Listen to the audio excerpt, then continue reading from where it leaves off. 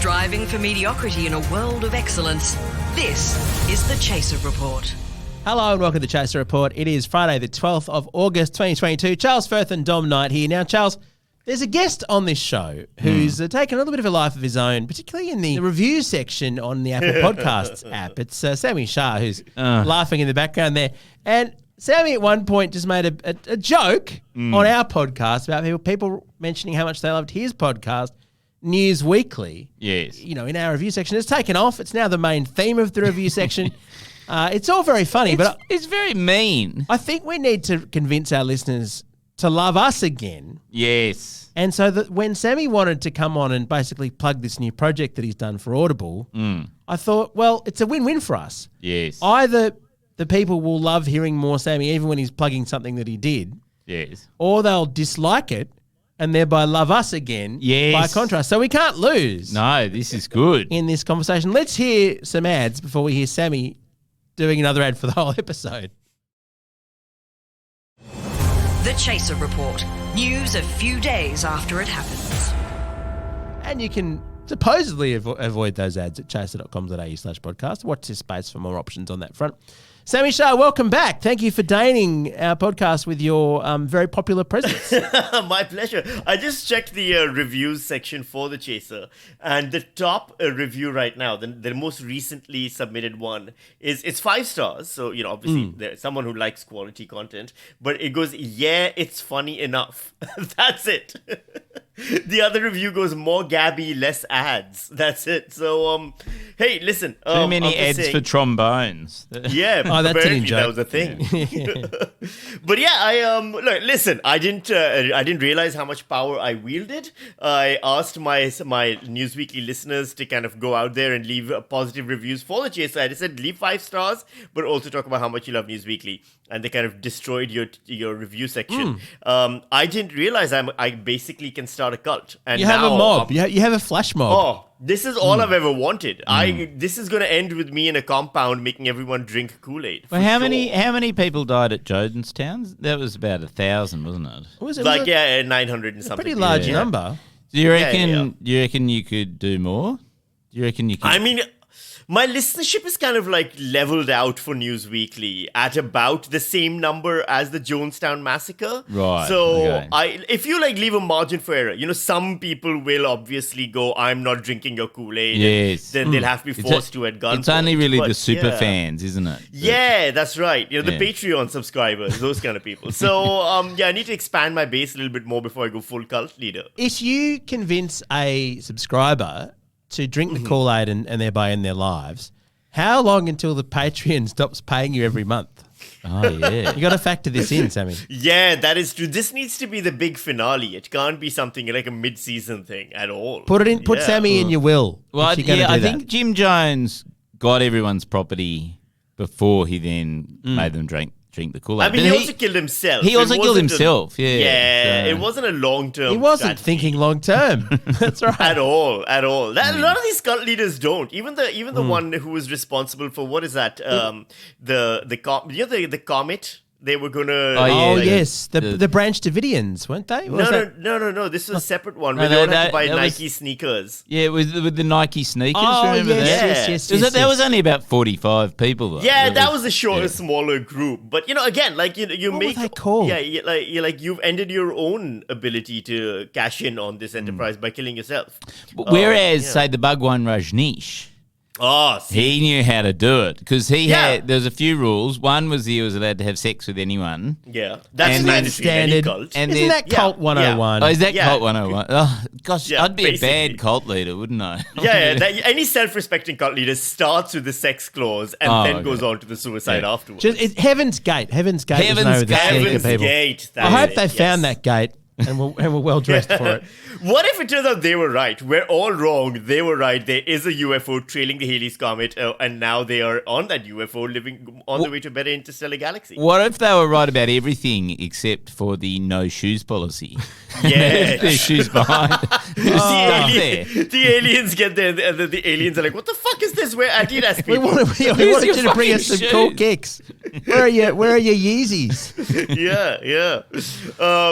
You got to start a cult. Even the if you remember, what's his name, the guy who did the naked yoga, what is it, under the sweaty yoga stuff? Bikram. Bikram, that's right. Yeah. He can, Was that a cult? There was a lot of sex involved, allegedly. Kind of. In the end, it was just him having sex with a lot of people. Have you ever done hot yoga? I went once and did normal yoga, and I was like, I'm never doing this shit again. I liked hot yoga. I didn't do the full Bikram where it was that hot. But then the concept is, that you make it as hot as it is in the hottest parts of India. In India, basically. Yeah, it's like being outdoors in India. You got to heat it up. So basically, you get jaundice, you get cholera, and then you do yoga. But it's really good because you get so much more flexible.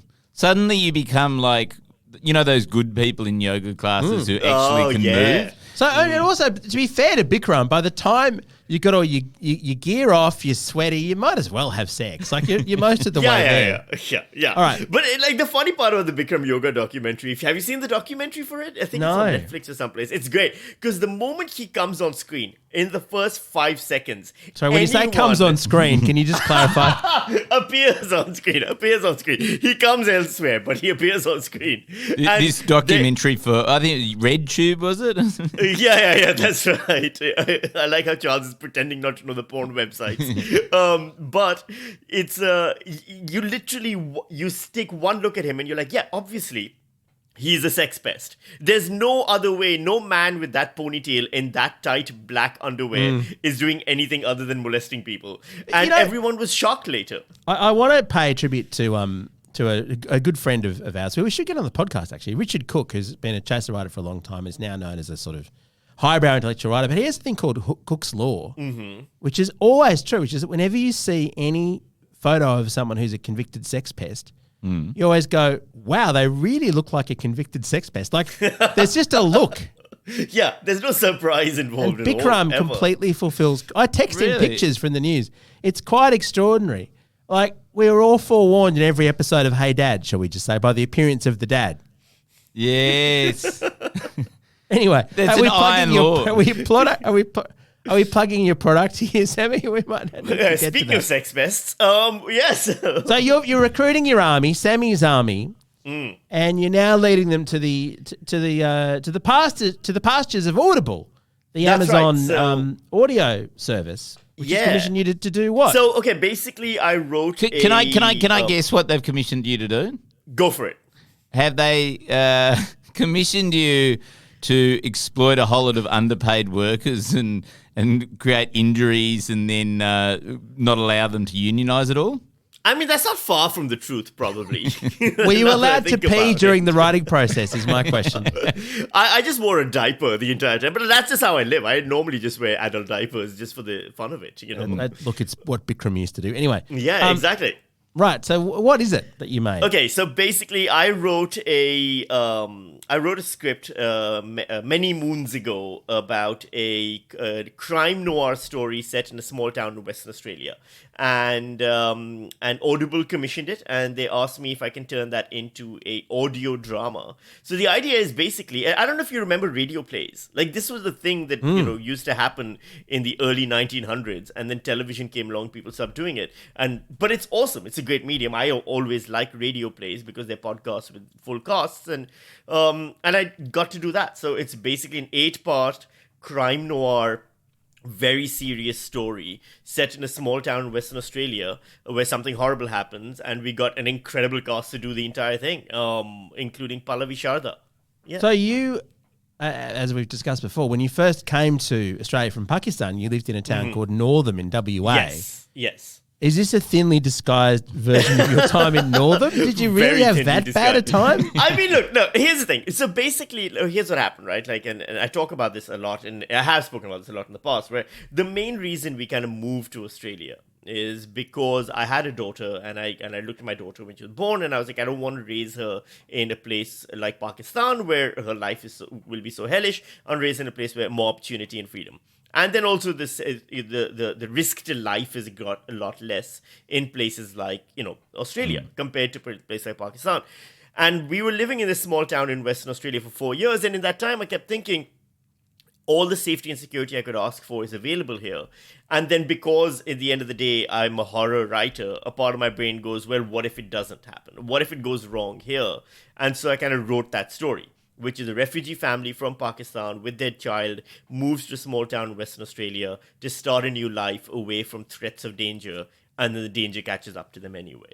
But the idea is what happens to the town when that happens. Oh, what's it called? The Mist, the MISSED, not MIST, it turns out. I'm bad at naming things for audio. But yeah, The Mist.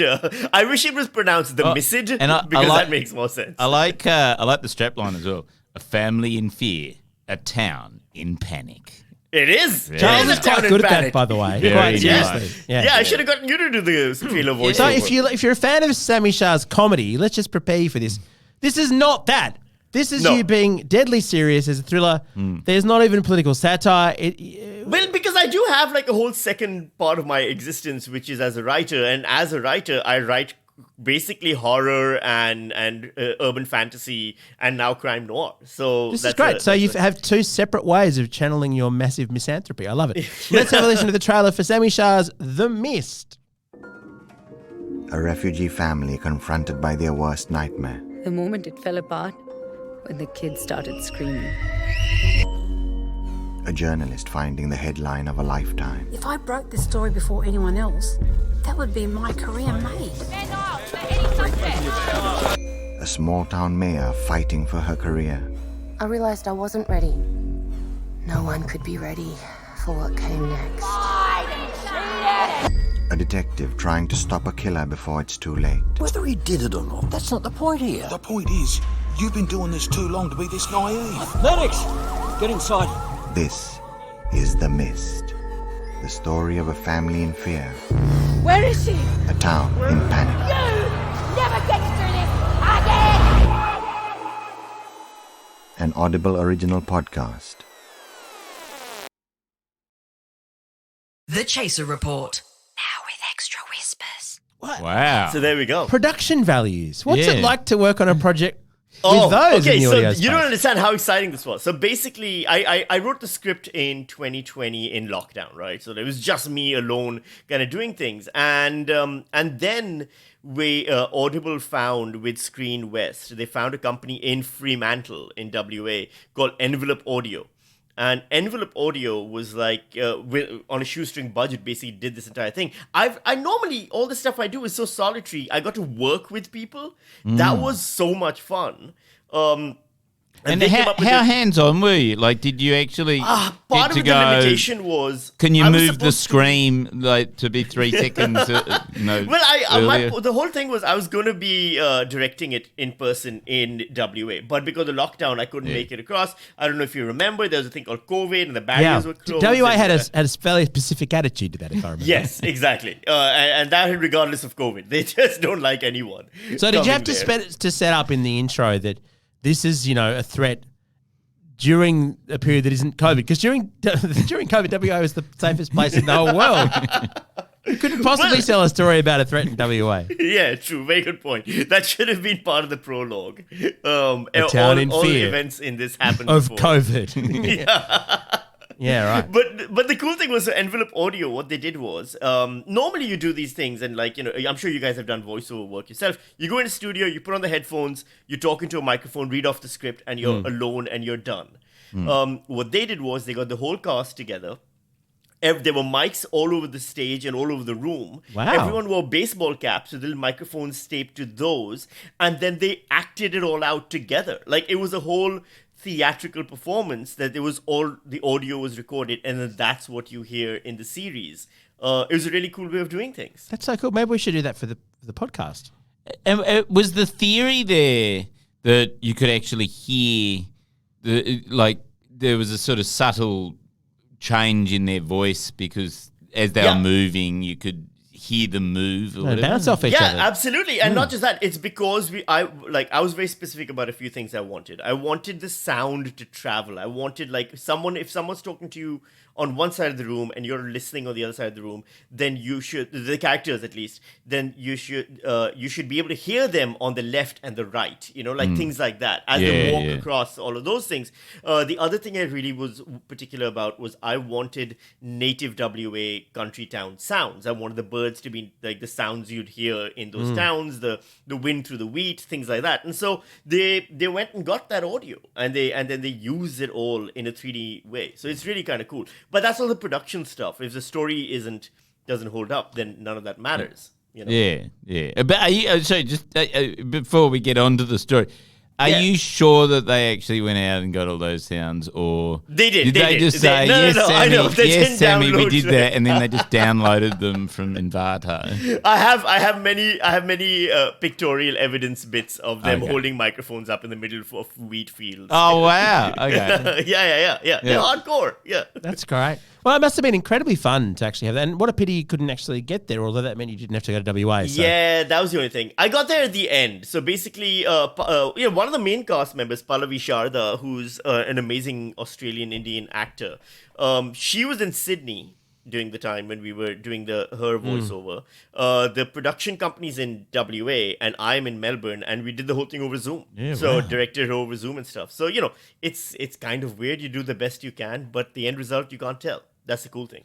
And it's rocketed up the charts. I noticed today it's at number 2 in the charts. That's right, and on Audible's thing. So it's Audible. I don't know. Like, do you guys listen to audiobooks? I love them. Yeah. Except the ones that I don't like are those sort of radio play style things. Oh, damn it! Lots of different actors and stuff. Yeah, really hacky. Yeah. I studied that. I actually at university when I did my masters, I studied that. I took a course on writing for kind of radio. And there was this guy who was dedicated to the form of the radio play. And his time has arrived. I know. Where is he now? Well, this is the weird thing about it, because he would dead. occasionally, he said, look, okay, we'll talk about this. It's quite hard to get these made. And occasionally the ABC commissions one. Whereas in the UK, they still do. The BBC does amazing ones. Yeah, exactly. So they've kept the art going over there. Ones. Yeah, but they do horror. They do historical fantasy fiction. They do all kinds of genres. The ABC doesn't like their approach to this is basically their approach to a lot of things, which is it's a new idea, even though it's been happening in the rest of the world forever. And what if instead of doing this, we just give Jonathan Green another Radio National show? Yes. And so that's been, and it's worked for them really well as a method of not inventing anything new. You could write a radio play based on that negotiation. No, we did one called The Blow Parade once, which Andrew and Chris wrote. Oh, for Audible, that's right. I remember. It was for CABC. Yeah, it was like really? a fake like greatest album show, and I played on the music, and it was really fun. I played bass in the sessions and had an incredibly fun time. I think I got paid more than them because of the award for playing music as a session musician. But no, it's an art that now is back, right? Because you can do things for Audible, and we found doing sketches for a commercial radio that it's amazing because you can just set something anywhere, a few sound effects, and suddenly you're in space or you're underwater. Or it's a brilliant thing for creators. It's so much cheaper than having to make television. Yeah, absolutely. I mean, I'm bagging out the ABC, but like Tokyo Hotel, I don't know if you've heard that one. It's done by Ben Russell and Xavier Michaelides. An ABC podcast released it a few years ago. Some of the best sound design I've ever heard on one of these things, and it's a comedy, but it was the template I gave Envelope Audio, where I was like, I wanted to sound as rich and lush as this. And the cool thing about these things is, like you said, there's no limitation on genre. You can play with format, you can do whatever, as long as you learn to write for audio, which was a cool thing I had to learn, where I enjoyed learning that. There you go. So how do we get it? How do you actually get the only downside is you got to sign up for Audible if you don't have a membership. If you Are you saying you got to pay for a piece of creative work in 2022? Actually, I have a way around that. So here's the thing. If you do have an Audible membership, just head over to, just do a search for The Mist, or MISSED, or search for my name. It should come up, and you can subscribe to all 8 episodes and listen to them. If you don't have a membership, Audible offers a 3-month trial membership. Oh, and so what you're saying, what you're probably contractually not allowed to say is sign up for the free trial, download Sammy's show, and then cancel your free trial. I didn't say that, but you did, Charles, and I think it's very unethical of you to encourage people. Yeah, or if you're me, you forget. And then you're not funding Amazon and their horrible sort of workplace practices. So that's win-win. But you are getting Sammy's work of art for free. That's brilliant. Exactly. Yeah. If it makes you feel any better, the money that I got from this, I'll probably use for something irresponsible anyway. So, no one involved is doing anything ethical at all. I've got an amazing idea actually for an Audible radio sort of play. If I can just pitch this. An Amazon factory. The workers revolt. They've had enough and they want to wee in the toilet. What a great idea. Yeah, Coming soon to Audible. The urinal. A factory in terror. A factory in revolt. A company's shithouse workplace practices. I hope we haven't made this too awkward. Yellow bottle blue. Yellow bottle blue. Listen, you better be funding or any other future audio projects I have, because Audible's probably going to walk away from me after this. I hope we've helped, Sammy. And if not, we'll give you more free time to come on the podcast. Thank you very much. Our gear is provided by Rode, and we're part of the Acast Creator Network. We'll catch you next time. See ya. Bye.